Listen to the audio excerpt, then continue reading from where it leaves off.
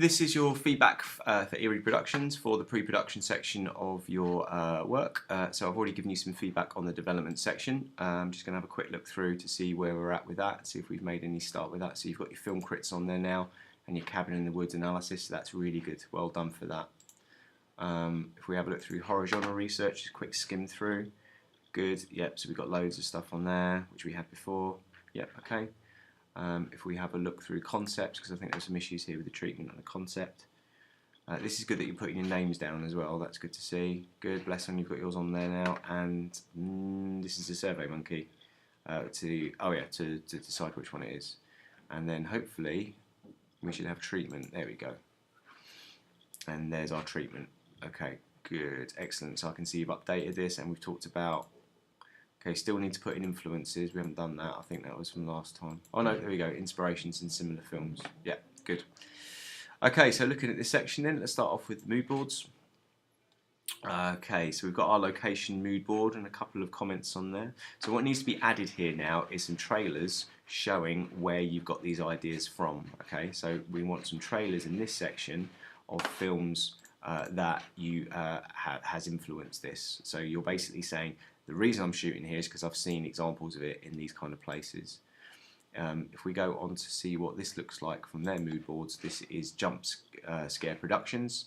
So if we have a look at their location, so there's a lag on this. Let's just try that again. There we go.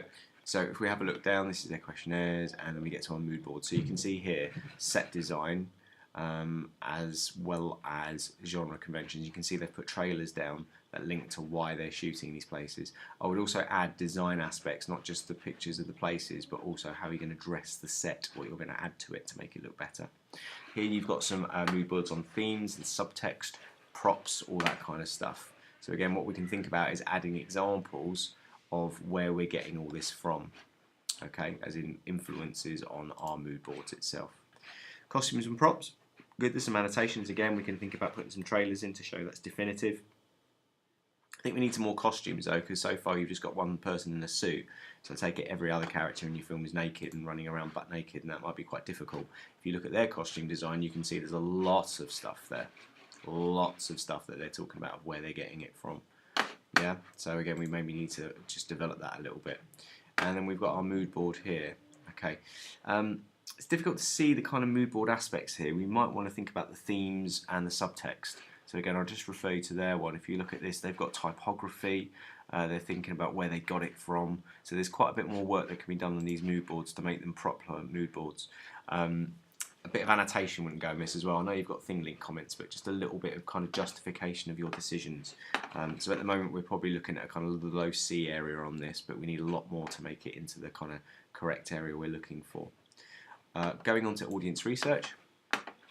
So these are our questions. Yep, good, good, good, good. Okay, and these are our questions. Very good. Excellent, we've got some grids, we've got an analysis. This very much closely mirrors the last one. So what we're going to need now is a conclusion. So what have we actually learned from this? Not what were the results, but what are we going to do with this information? Where's it going to take us next? So what colour choices are you decided to go with? If you notice here, each one has got a mini conclusion telling us what they learned from this, what it's telling them to do in their own one. You may want to be thinking about how you're going to add in... oh no, you've got them there, that's great. You might want to be thinking about how your conclusion here maybe needs to be a bit more detailed. There's like 3 big paragraphs here. So again, ours maybe need to be a bit more, you know, what are we going to do? What are some of the actual things that we're going to be putting in now and decisions based upon this? So that needs to be a big conclusion there, and then maybe a little mini conclusion for each section. If I scroll down, you can see how much there is here compared to how much there is in this section here. Now I know it's bigger, but there is a lot more text justifying decisions. So you just need to think about how you're going to put that in and raise the game a little bit. Okay, but it's a good start, well done. Let's look at the next bit. We've got camera techniques. Good, okay, so we've got the first series of camera techniques. So let's just have a quick look at the things. So again, what's missing here, and again, it's a pity because this is about why you'd use it and how you're thinking about using it, what effect it has in terms of it being used in a horror film. Now the problem that you've got here is I don't have any of that information. It is actually on the sheets, and we did discuss this verbally, and it is also on the blog as a task list. So this is really reducing the marks for this. This is bringing us down to a sort of D grade. Again, if we look at our model example, when they've done their video shots, you can see that they've actually put down some analysis of why they shot these things in the way that they did. So again, that's something that's definitely going to need some work behind it, because we don't have that so far on yours. Okay, so it should be, why do we use a tilt shot? Why is it suitable for a horror film? Not just labelling the shots. Just going under here, iconic horror shots. Hopefully, okay, so again, this section is not complete. So this is brought the grade down substantially for this bit, and the deadline was, of course, last Friday. So this is now reducing the grades from here on in because the work is incomplete. If we just now go on to check, see what the storyboard is like. Again, the storyboard has not been produced. Oh, it has been produced. So with the storyboard, it's not good. If you notice here, it's been done on paper in a proper format that's got grids, and it's been done in the correct screen dimensions. It's got the timings and the names of the shots, and it's also been done using the rule of thirds that I taught you. That has got some thirds in there, but it's a square. It's not appropriate. You've done it on lined paper. Again, you put the person right in the middle of the thing. Yeah, unfortunately, I wouldn't be able to accept this. I don't think it's 35 shots. 1, 2, 3, 4. Can't count that as a shot. 5, 6, 7, 8. So it's 9 shots. So it's significantly under what it needs to be, which is a concern because obviously you've had 2 weeks to do this section plus 8 hours of homework time. So that is going to bring the grade down quite a lot in this section. And then finally, if we look at the poster drafts, okay, so I've just got the posters on there. Again, you need to think about how you're laying it out. There should be really a talk about each bit, about what is important about it. Now again, the other group would have used something like thing link, or they just would have written it underneath. But again, you can see how this is laid out, 1, 2, 3, with loads of comments on thing link about it, and then the fourth one there. We've then got some mood boards they put together to talk about their colour scheme, so connotations that they're going to have, and then they'll go on to their designs, which are quite obviously dramatic, and they've written a bit about each one underneath. I mean, that's quite a considerable amount of work. There's like 5 or 6 sentences there. Then you've got the development there, and then you've got the digital drafts there, and then we've got the same for the magazines at the bottom. So again, the layout of this needs a little bit of work.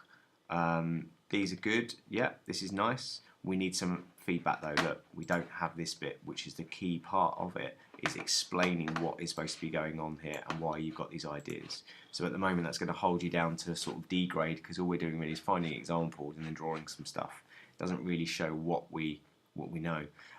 Also, the concern is you're putting it all in one go, which doesn't make sense because this is all to do with posters, and now I've got magazines.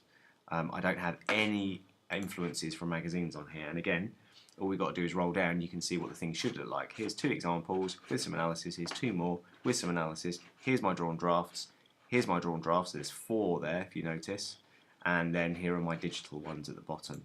So again, this is a little bit lacking in terms of how this is kind of going.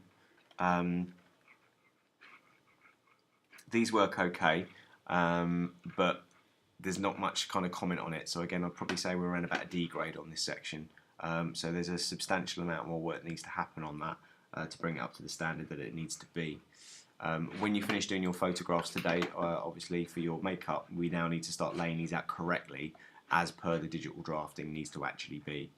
Not just a kind of block of where things are, but actually using the photos to start laying these out correctly and thinking about using our layers to put background images in, you know, actually making the top bars, not just saying space for top bar, but actually put them together. So again, if you notice here, there should be 3 at least, because this is 1 per person. At the moment, you've only got 2 for each. That's not enough. So yeah, definitely we're looking at the level 1, at the level 2 basic planning for this one at the moment. You need to up your game to hit your minimum expected grade of a C in this section.